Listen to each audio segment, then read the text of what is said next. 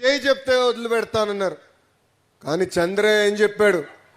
జై తెలుగుదేశం, జై చంద్రబాబు నాయుడు అని చెప్పి ప్రాణాలే కోల్పోయారు. 94% సీట్లు గెలిచామంటే దాని వెనకాల మీ అందరి కష్టం, చెమట, ఏకంగా అహర్నిశలు మాకు కాపలా కాశారు.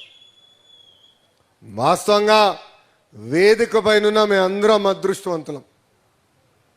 5 సంవత్సరాల మీద మా అత్తలు నిలబడ్డారు. కొంతమంది నాయకులు వచ్చారు, కొంతమంది నాయకులు పోయారు. కానీ పార్టీని నమ్ముకున్న కార్యకర్తలే మాకు అండగా నిలబడ్డారు. మన అచ్చన్ని ఎంత ఇబ్బంది పెట్టాలో ప్రయత్నించారో మనందరం చూసాం. ఒక్క పిలిపించామా నాడు, అడ్డుకోండి, ఆపండి, ఆయన ఇల్లీగల్గా అరెస్ట్ చేస్తున్నారని. ఆ రోజు మీరు స్పందించారు.